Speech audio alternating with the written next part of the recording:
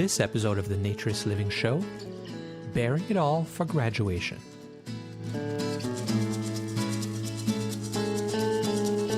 This episode of the Naturist Living Show is brought to you by Bare Oaks Family Naturist Park.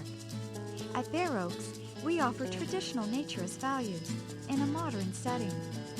Free your body, free your mind. www.bareoaks.ca.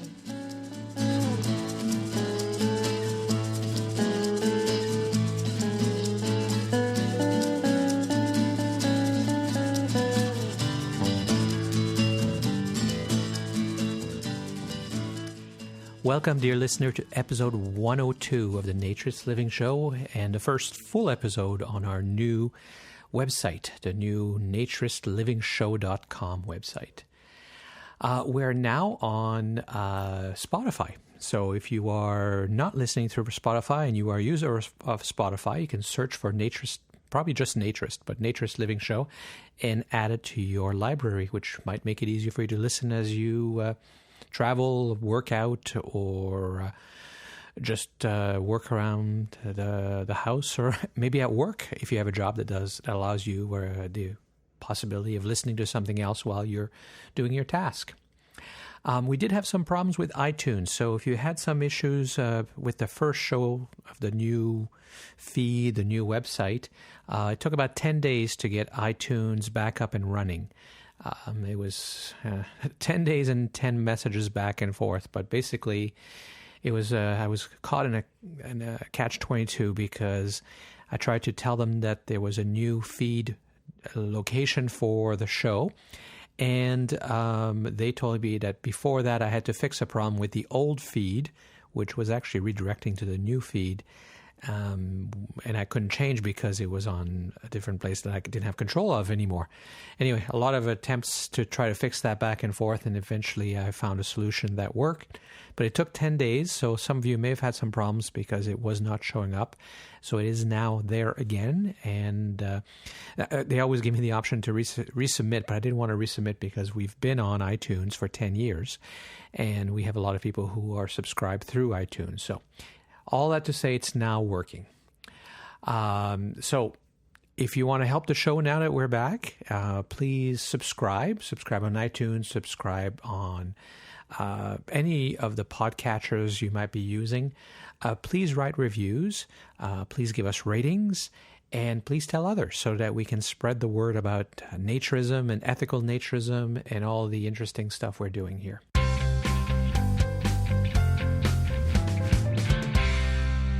So this episode is probably the longest episode that I've ever worked on, only because I've been working on and off this for 2 years. As you know, I've been on and off depending how busy I've been with the show. How busy I've been with the club and some of the other things that I've done. But also, Kate is a busy person, the person I'm interviewing, and she at times was busy with her own life. And we went back and forth, and then I recorded. Then I had the problems in the spring with the show, and the feed decided to redo the website. But all that is fixed now, and I'm finally releasing this show, which parts of it was recorded this year, I think, and part of it was recorded a year ago. But the story is one that dates 20 years ago, exactly 20 years ago. Well, 20 years ago on Saturday, June 13th, Kate Logan was 18 years old, and she was graduating from the Long Trail School in Dorset, Vermont. And during her speech, she dropped her robe, and underneath her robe, she was wearing nothing. It was a story that exploded. It went viral at a time when viral didn't have the meaning it does today because there was no electronic social media except for a few geeky ones like me who were using online news groups and things like that. But most people were not on the internet. Most people did not have access to any kind of electronic social media. But this story still caught fire and made newspapers and television stories around the world, literally around the world. And I remember at the time I was absolutely fascinated. I was a naturist at that point. I'm a little older than Kate. I was comfortable with my body, but I remember being high school students and being very uncomfortable with my own body, and very shy. And certainly the last thing I could imagine ever doing as a teenager was being nude in front of my classmates and parents and teachers. It was unfathomable. So I was impressed, very impressed and inspired by this young woman. And it did affect me at the time. And then, of course, the story went on and my life went on. But I was working on my course at the University of Toronto, and I was looking for examples of nudity as speech. Now, sometimes nudity is used to get attention. PETA is using I'd rather be nude than wear fur. They were using that. It had meaning, but it wasn't not a statement in itself. It was more of a way of getting attention. But what Kate was doing, and that's what I remembered when I was putting together that particular lecture, her nudity was clearly intended to make a statement. It had meaning behind it. And those values were very strong. And she, as you'll hear in her story, she turned down a lot of money to pose for Playboy because that would have changed the meaning behind what she was doing. She wasn't trying to get attention because back then she had no way of knowing that it would make the news because it was in a small community in Vermont. It was no sexuality in what she was doing. There was no teasing. It was just a straight drop. It was a statement.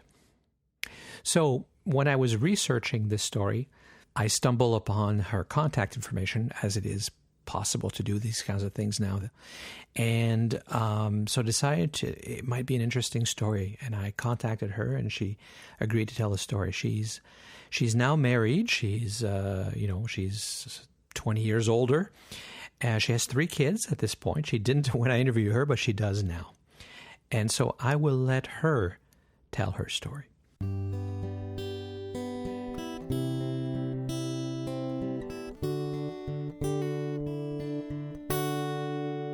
So I was attending a very small high school where it was a tradition that all of the graduating students had to give a speech at the graduation. And to be really honest, I was really kind of struggling my last year in school, just kind of, I'd been at that school for 6 years and just kind of have a feeling like I was kind of done before it was time to truly be done. And some things had transpired, and the more I thought about what to write in my speech, I was having a hard time coming up with anything.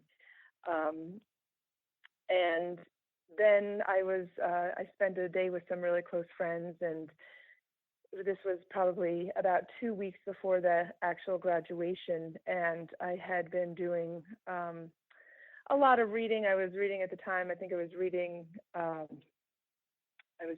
a Martin Luther King book, and I was reading Kahlil Gibran kind of often. And so, I was 18 and just going through, coming into my own as more of an individual and feeling more and more independent. And I just it kind of dawned on me pretty suddenly, actually, that as a culture, we really didn't have any kind of ceremony or acknowledgement of coming into adulthood and, crossing that, making that transition. And so I decided to kind of design my graduation for what I was kind of personally feeling like I needed. And I felt like I needed some kind of ceremony to acknowledge that, that this was kind of my coming of age, that this was a big transition, leaving a very small, very intimate school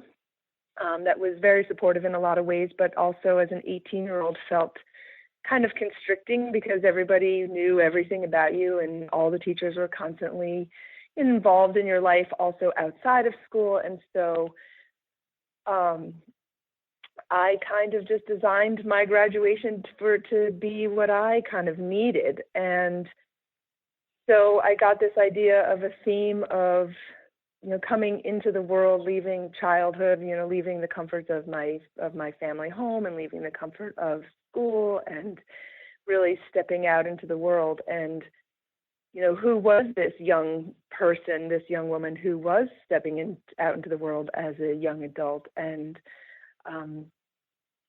what did it represent to me? And really, it was just about wanting to enter into the world as a confident, very independent young woman, and to not be ashamed of really being the most authentic and genuine version of myself. And I kind of got the idea that there wasn't really maybe there is another better way, but a great way of demonstrating that would be to bare myself and to stand naked in front of everybody. And this is exactly who I am. And I'm confident and I'm feeling good about myself. And this is how I want to present myself to the world, just the way that I am. And so it kind of evolved from that. And so I wrote my speech, definitely a little bit of a procrastinator, and wrote it, I think it was just like 2 days before the graduation, and kind of choreographed my this unrobing with my speech. So I read probably about 3/4 of my speech with my graduation robe on, and then at the right time took my robe off and stepped in front of the podium and finished the last quarter of my speech naked. And I do like to say that I didn't want to take away from any of my other classmates and the graduating classes day either, because I know it was a big day for everyone. And so I did ask all my classmates. I kind of told them what was up my sleeve and if they were comfortable with that. And everybody was very supportive and told me to go for it. And so I had all their blessings, and they all said to do it, and I did. And that's kind of it in a short little nutshell. So, and what was the reaction, of the audience? Your classmate expected it, but presumably the parents and the administration did not? Yeah. So I had told my parents, I had talked to them probably a week before graduation and told them what my idea was. And I don't think they thought I would really do it. And they definitely tried to persuade me not to do it. But they also knew at the same time that if I was, if I had my mind set on it, that I would, there was a good chance that I probably would. So they knew, and then just a small core group of very close friends also knew. So I would say in the audience, there was probably 10 to 15 people who knew what was coming. But everybody else did not. And I think it's hard to remember exactly, but initially there was this kind of moment of shock, of silence, of everybody like, what is she doing? And then my friends who knew, and some of my classmates and my siblings, they all started cheering for me. So there was also a lot of cheering. And more than anything, I really felt like I had this pretty potent and important message that I wanted to really relay. And because it was getting a little noisy, there was definitely a moment of a little chaos, of people not really sure what to do. I'm sure the administration was like, do we take her off? Do we let her finish her speech? Because it was pretty clear my speech was not finished. But I waited till everybody kind of quieted down, and then I finished my speech, and everybody let me finish my speech. My headmaster was sitting directly behind me, and he didn't try to, pull me off or, tell me to get down or put my clothes back on. He allowed me to finish my speech. And when my speech was finished, I put my robe back on and sat back down. And I actually forgot my diploma on the podium. And my headmaster, when he got up, he actually stood up after my speech, got my diploma, and handed it back to me for the second time. So there was definitely a mixed, I would say there's a mixed response. Some people were really supportive, some people in shock, and there was some people who were definitely not supportive. So, but overwhelmingly, for the most part, people were supportive. So I wasn't there, and I assumed that your graduation wasn't covered by the mainstream media, but it made it around the world. How did that happen? So it was covered by just our very small local newspaper, the Manchester Journal. And so immediately kind of, the news hit our little local area, via word of mouth and in the local paper. And just for a couple of days, it was just kind of the talk of the town, but nothing really major happening. And then it got printed, the story got printed in the Bennington Banner, which is a little bit bigger of a newspaper in our area. And I believe that the Bennington Banner, they have some kind of connection to the main newswire. And so once it hits the Bennington Banner, like all the major news organizations have access to the story, is kind of how I interpreted it at the time. And so it was probably about 4 or 5 days after the graduation, and everything had actually kind of started to settle down locally. And I came back home one afternoon, and there was a news truck in my parents' driveway, and that's when it just all hit all of a sudden. And then everybody had everybody had access to the story, and everybody wanted to cover it, and it just went viral. And this is before any social media. This was before Facebook and Instagram and all that good stuff. Even, I didn't even have an email then. Now I'm dating myself too. But well, it was 1998. Yep. Yeah, 20 years ago almost. June 13th, 1998, right? Yes. Yeah, I think that was the date. Yeah, and so all of a sudden it just and then it went global. I had the BBC calling me, and people in Germany calling to do interviews, people from all around the world. It was really interesting. It was really fascinating how many people got their hand on this story and were interested in it. And I think in my opinion, what kind of made it a little bit more worthy of coverage, it was obvious that it wasn't just some kid streaking a graduation. It wasn't just somebody just taking their clothes off to get a reaction, that there was a message there somewhere. And, despite how many different news organizations covered it and radio stations and such, I was always really proud of the fact that every single coverage of this story, even if they didn't get all the details right, there was always some mention about what the message was, and that the whole purpose of it, there was integrity behind it, and that kind of integrity shone through, no matter who was covering it, which was really all I really cared about, because I didn't want it to be portrayed that I was just streaking or just taking my clothes off. And I was a very righteous 18-year-old. Yeah, well, you were making a statement. Yeah. And it's nice to know that they covered it, although I'm sure part of it is there was a salacious aspect to the story, which is probably what caught the attention as well. In fact, you had Playboy make you an offer. Mm-hmm. I did. Yeah, they offered me $150,000 to do a story, and of course they wanted some photos. They didn't necessarily want any nude photos, but it really wasn't about, I didn't want it to become about selling my body in any way.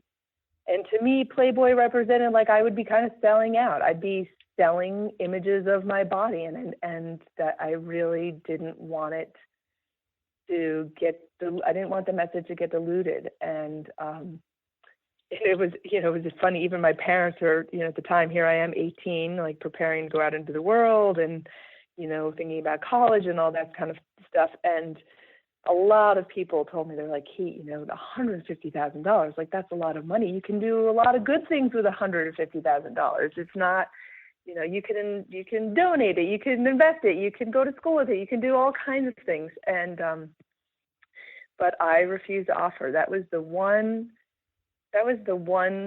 organization that I actually completely turned down. And, so in hindsight, do you think you should have? It's so funny. For a long time, as I got older and I realized, it's not always easy to get your hands on $150,000. There was this little part of me that kind of regretted it and kind of, thought, well, I could have really done a lot of great things. I could have put myself through school. I could have done this. I could have done that. And it wasn't until about 4 years ago, I had a conversation with this woman I'd been doing some work with. And she kind of she was hearing this story for the first time, and, the Playboy part came up, and she kind of helped shine a new light on it, as far as like having any regret, and saying that just shows how much integrity you have. And I think that is so awesome. And I don't think you should feel bad about or regret your decision in any way.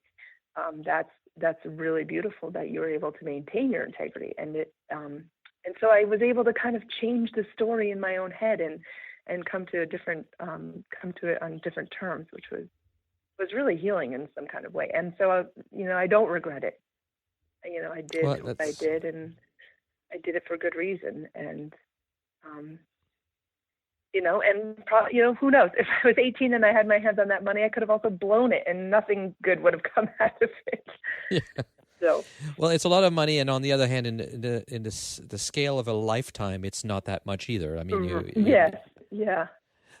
It obviously didn't stop you from getting the education you wanted, and perhaps you might have done something different if you had all the money, as opposed to the creativity you had to show in the different ways you learned how to be a yoga and how to the cooking school and all the things you did since then. You had to be a little bit more creative.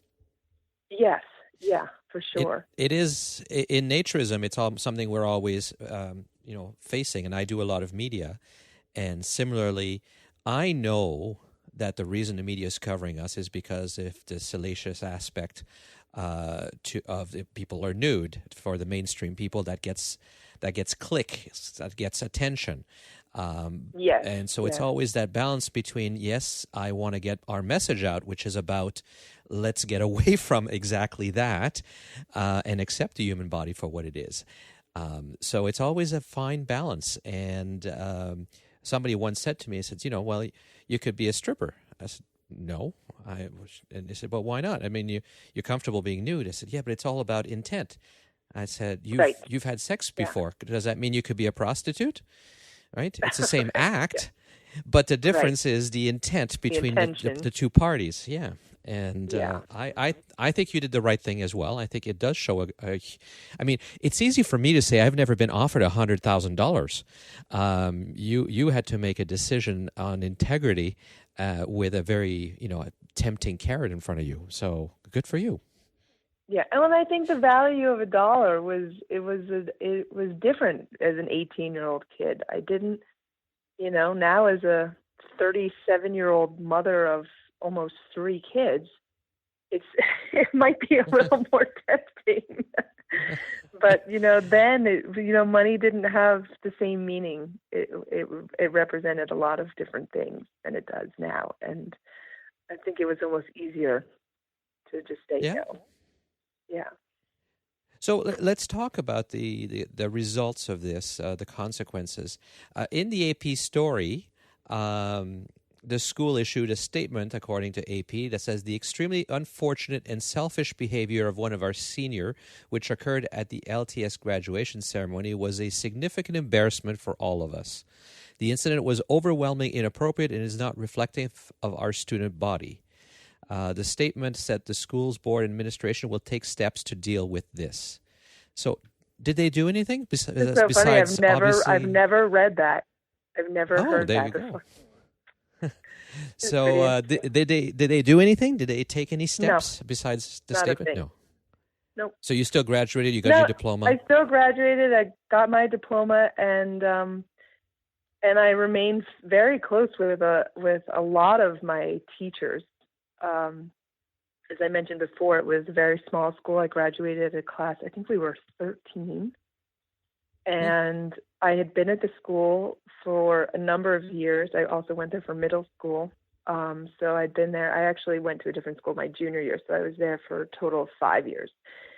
And I had a lot of the teachers, since I was in 7th grade, and had very close bonds with a lot of them, and really maintained my relationship with my teachers, and actually had a lot of my teachers come up to me afterwards and congratulate me and tell me how great they thought that the whole act was. So I personally, having never heard that, and knowing that the school actually didn't take any actions, and knowing that, having had many of my teachers come up to me afterwards and in support of me, some of my teachers I'm still friends with. I still see on a regular basis, and I'm still in contact with.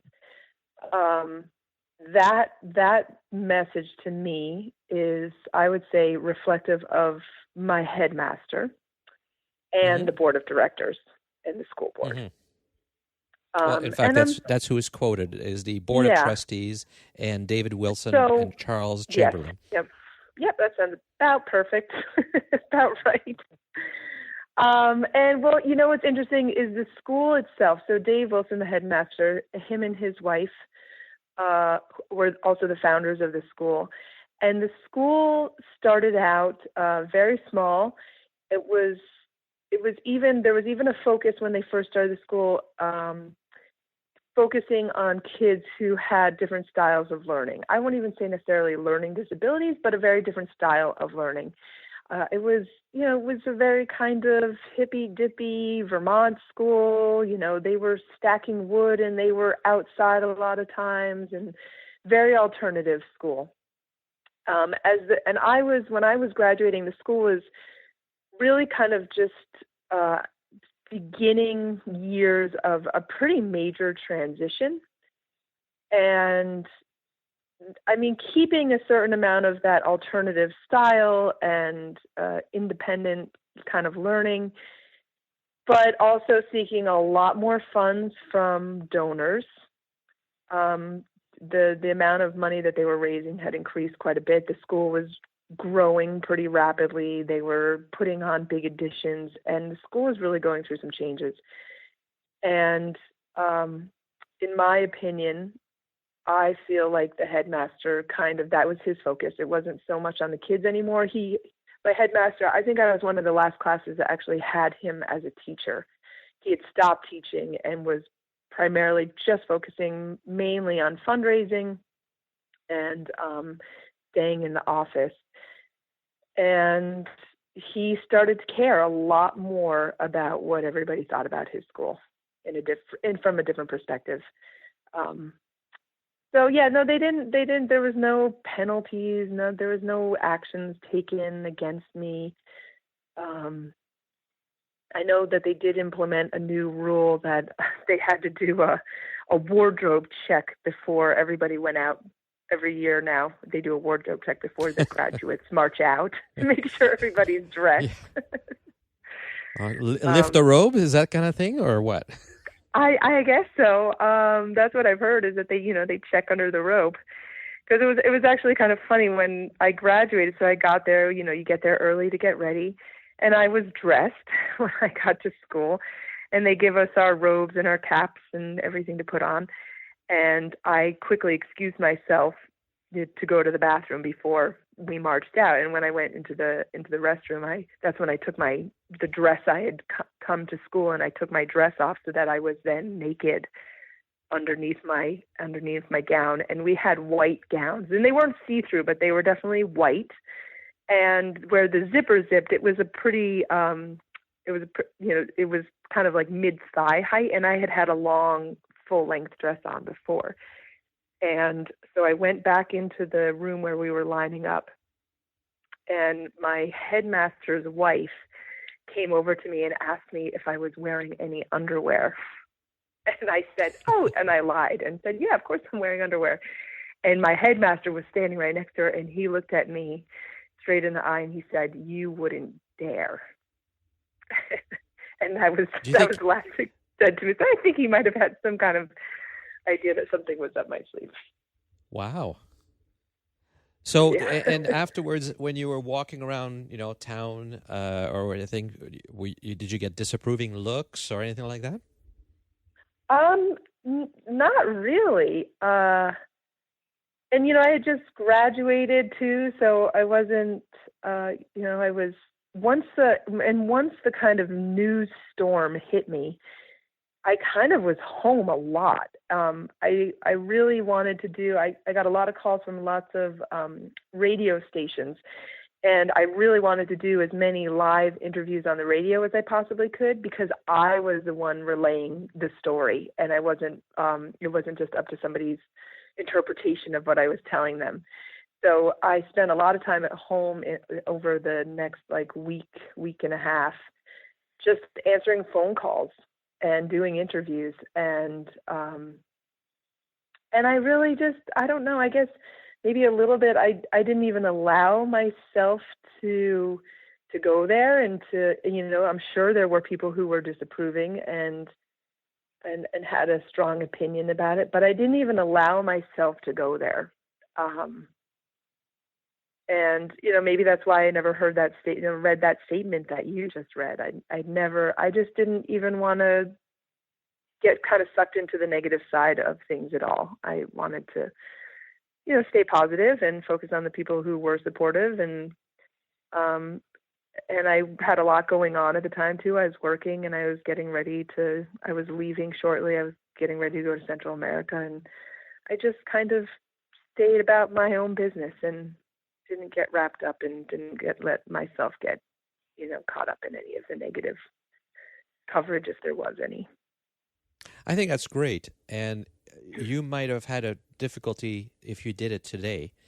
Yeah, and that's what I was going to say. Media, yeah. You would get criticized left, right, and center. Right. Let me actually read you something. I ran across a quote in the book. It's called True Sexual Morality, Recovering Biblical Standards for a Culture in Crisis by Daniel R. Heimbach. And on page 35, he says, he talks about what you did. And he says, what she did came from a new and different way of thinking about sex and spirituality. To Kate Logan, disrobing in front of everyone at graduation made sense because she believed unrestrained sex is the one true path to spiritual life. Wow. So I assume, I don't think you talked to Daniel Heimbach, did you?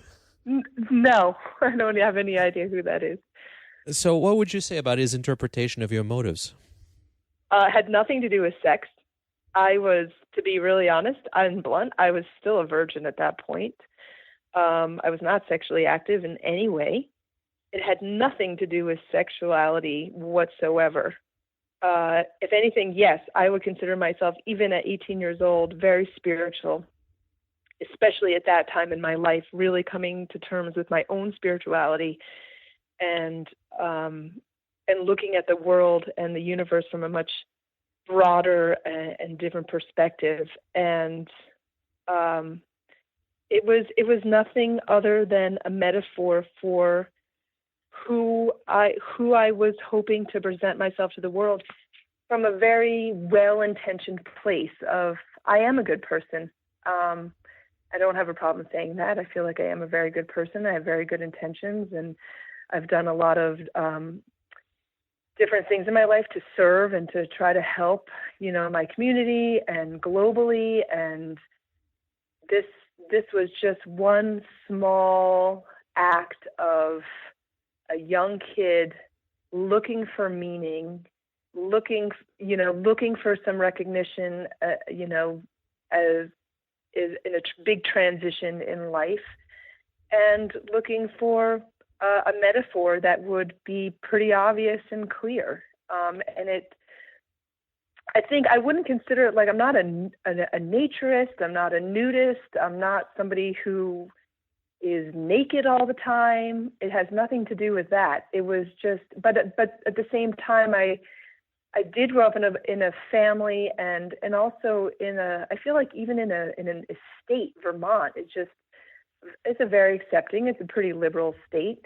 And actually Vermont you are allowed to be naked in public. You can't get arrested for being naked. That's wonderful. Yeah, I never knew that until I graduated. But I feel, and there was, this was a state also, even more specifically locally where I was, there was a very strong back to the earth movement here in the 40s. And so I feel like I did grow up in an environment and in a family that was very accepting of the human body, and that the body is a very beautiful thing and it's nothing to be ashamed of. And that's a great way to be raised, and hopefully how you're raising your children as well. Yeah, just to feel comfortable, and it's not like I make them take their clothes off, or at the same time, my 2-year-old, if he wants to run around my backyard and not have his clothes on, that's fine with me too. It actually works out really well for potty training. But just to recognize that our bodies are beautiful. And I think it's no coincidence that I, fell in love with yoga and fell in love with the human body. And I think with the practice of yoga and my dedication to yoga too, it's two of the things that I really love. I love the human body, and I really love having a practice that keeps me connected spiritually through the vehicle of my body.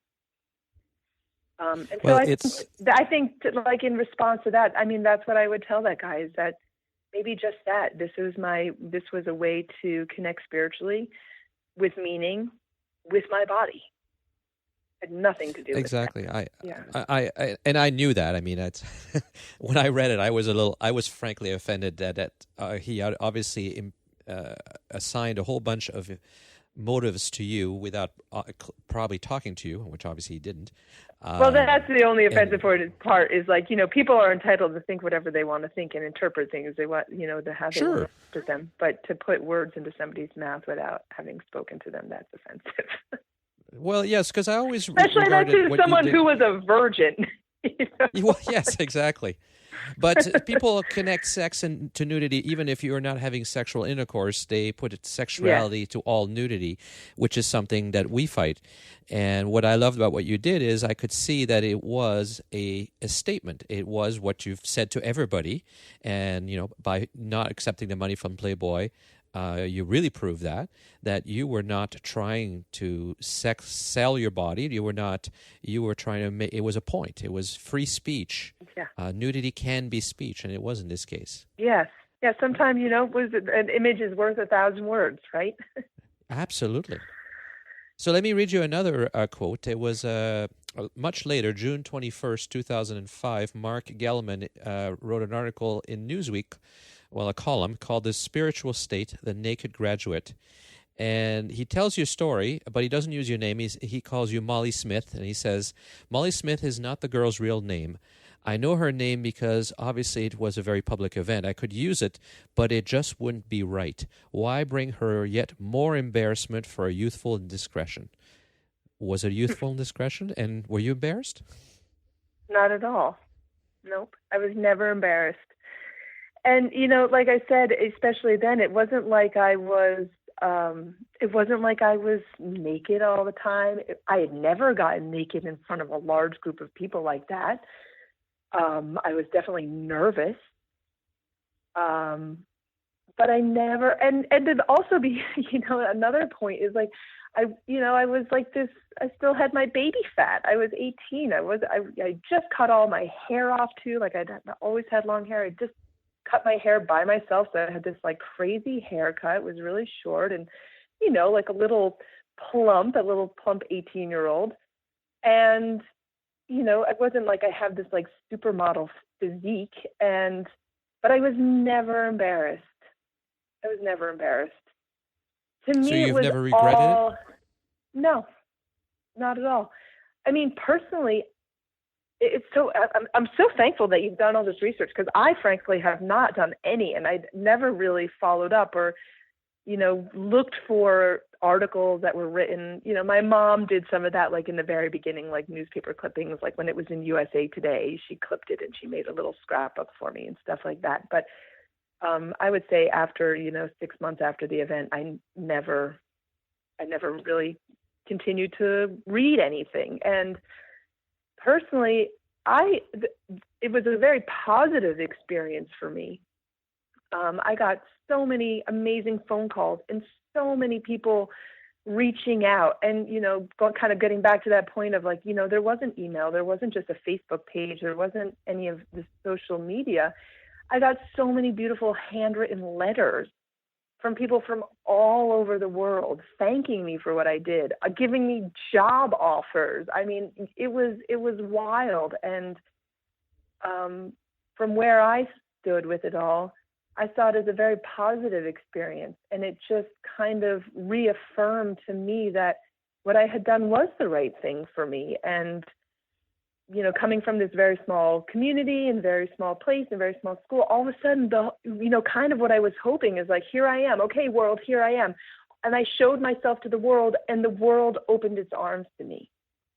And I'm really grateful for the experience. And I'm really grateful that I followed through with it. And I'm grateful to my classmates that they were supportive and said, yes, we think it's a great idea, and we totally support you, and you should do it. And I'm grateful that my parents were, that's going to be such a hard thing as a parent, to know that your kid is probably going to do that. And I'm the oldest. It's their first kid graduating high school.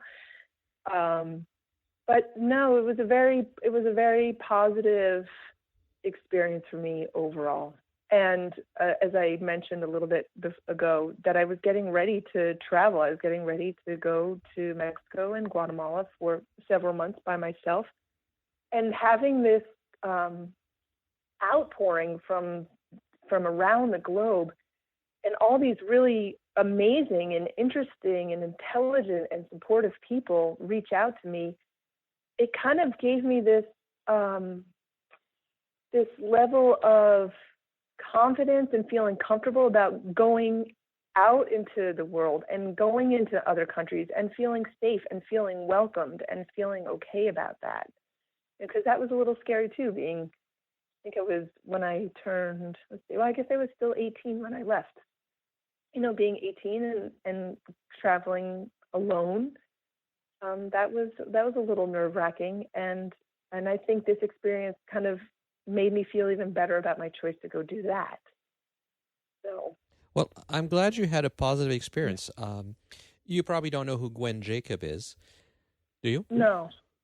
So Gwen, I interviewed her several years ago for this podcast, because what she did is when she was in university, on a very hot day, she saw guys without their shirts on, and it just bugged her that she couldn't do it, so she did. And she did it twice, and the second time the police told her to put her clothes on, and she refused, and she was arrested, and she decided to fight it. And she lost in court, and then she appealed. And Gwen and I became friends as a result of me finding her and interviewing her, and I've learned a lot more since then. Because she was in the media repeatedly because she was fighting a court charge over 5 years almost. She got a lot of media attention, not all of it positive. A lot of people, women in particular, resented the fact she was trying to make it legal for women to be top free the way men are.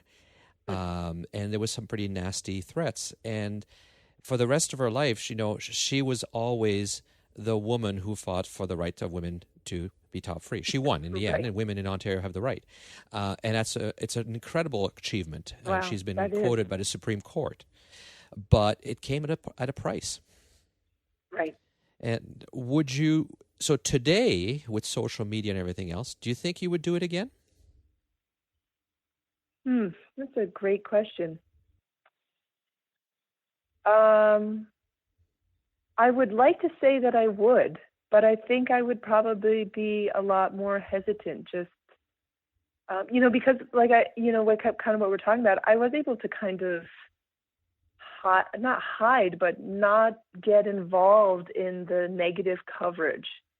And, and I think that would have been a lot harder to do. And I think probably, a lot of why it was a positive experience for me was because I was able to not get sucked into that. And I didn't have to hear all the negative comments. And I mean, I guess it probably would have it would take a lot more self-control and real diligence to not go online and not read and, make sure you're blocking everybody off your Facebook page or something like that. But I would like to think, I don't know, I think right now, the world is in need of people with, strong messages, that are well-intentioned and especially for young kids. I think the other thing is, I think this day and age too, with all the technology we have, you see so many young kids getting wrapped up in trouble for, sexting each other or sending pictures of each other, or, these young girls posting, very kind of sexually intended photos online. And I think that there needs to be, especially in this country, the idea of the human body it is just, we are so screwed up here. And I think there needs to be a lot more female leaders and examples of really feeling comfortable in your body. And it doesn't mean just, being scantily clad, but what does it really mean to own up to your femininity and to honor your body and to see it as something sacred, but at the same time not be ashamed of it. I think that's something that's lacking here a lot. Oh, I don't know. What if one of your children, they're still young, but let's say one of your children is say, "I'm going to Washington, Mom. There's going to be a big rally, and I'm scheduled to speak, and my plan is to I'm inspired by you, and my plan is to take my clothes off in the middle of my speech." What would you say to them? I think I think ultimately, like when you're a certain age, they are going to do what they're going to do. And I don't know, I see my job as a parent more and more as not to tell them what to do, but to have, real conversations and invoke some real thought into their actions, and just to help them become more aware of possible consequences. Like my parents, they knew it was going to happen, but there was no discussion about, hey, Kate, if you do that, I hope that you're ready for the whole world to cover your story. I don't think that they thought that it would happen like that. And I think, in this day and age, that's a very real possibility. So I think if one of my kids came to me with that, I would think it was sweet on one hand, and I would feel great that they were looking up to their mom and seeing a good example of a strong action and feeling confident. But I think we'd have to have a real conversation about, some of the possible consequences, and, if that was a risk that they were willing to take or not. And right now I have two boys, and I feel like it would probably be a lot different if it was a guy doing it. I think I think there's a difference between being a naked woman and being a naked man in public, to be honest. Absolutely. Yeah. Yes, well, because women are objectified, but on the other hand, a man's body now is also somehow threatening. The male nudity is threatening. Oh yeah, I would see it as very. Yeah, I would think that people would think that it was very threatening. People are used to seeing naked women a little bit more. So it's been in a certain way anyway. Yeah. So it's been 20 years. How do you think society, American society anyway, do you think that do you view the body differently today, or is it better? Are we getting somewhere, especially when it comes to women? I don't think it's getting better. I think, keep coming back to social media, and, everything at our fingertips. I think, there's a lot of room for women for comparison. Is like you're always getting shown these examples of somebody's idea of like perfection and what we should be doing. And I don't think it's getting better. I think there's this weird obsession with the body. And I think people are more and more about, there's a new, let's see, how can I say this right? There's kind of this new health obsession, whether it's, when I started doing yoga, I actually started doing yoga at school, and there was no yoga class. Like, there was no yoga teachers where I live. There was certainly no yoga studios. And I've watched yoga just explode, which on one hand is great. But I feel like people just kind of treat their bodies, it's like a separate entity. It's like, it's the body and then it's you. And there's not this interconnectedness between the spirit and the body and the mind and the body. The body is still a very separate thing. And, I think overall, I don't really think it's getting better. I think it's changing, but I don't think it's necessarily better.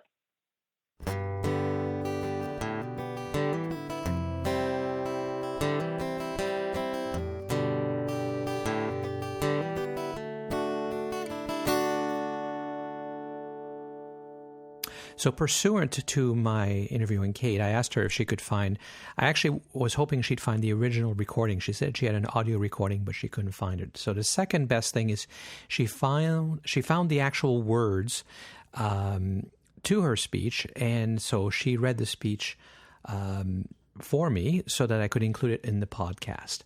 Although her voice is a bit gruff because she was just getting over an illness.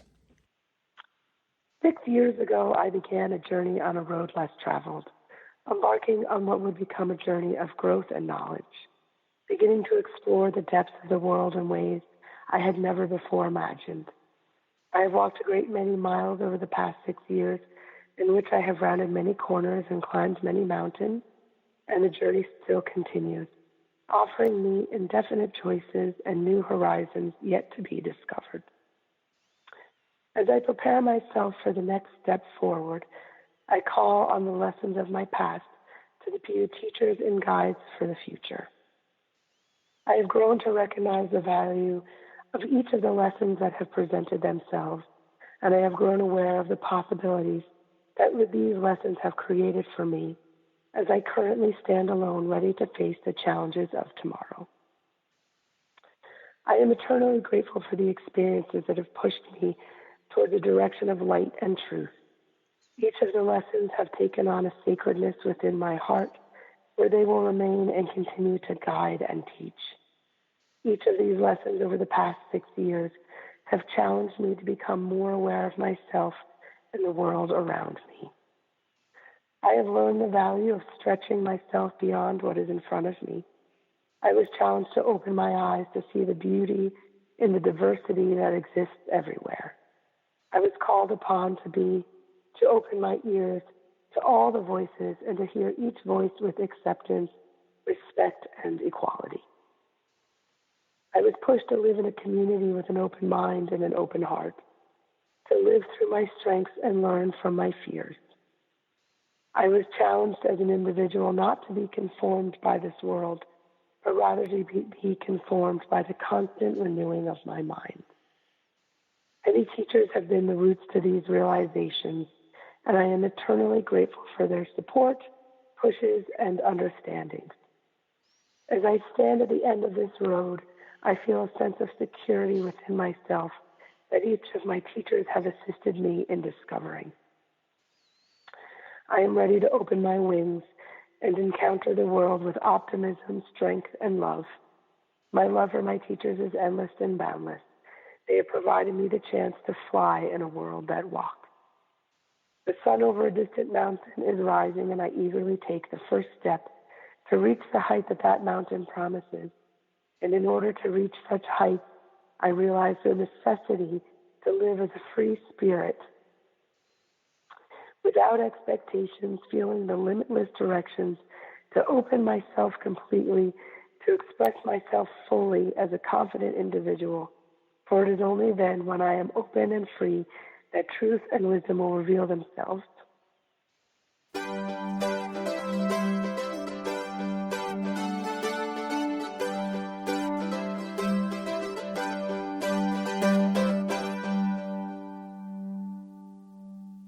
So that's the original speech, obviously recorded in modern day, but those are the actual words, and we will post these words in the show notes on the website, and the show's website again is www.naturistliving.show.com. That's the new website.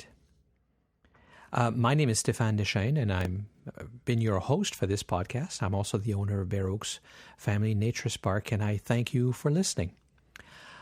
So keep sending your comments and suggestions. I really appreciate getting them. The show's email address, the old one still works, but the new one is contact@naturistlivingshow.com.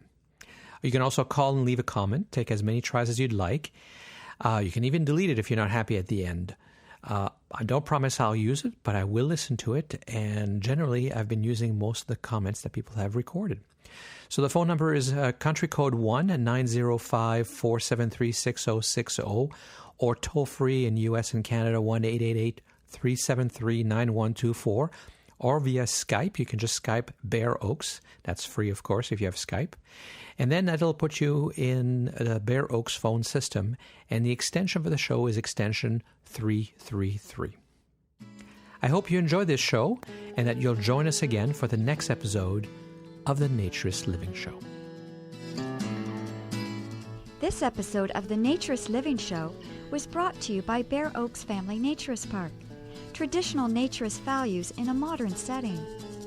Traditional values means that naturism is more than just taking your clothes off. It is a life philosophy with physical, psychological, environmental, social, and moral benefits.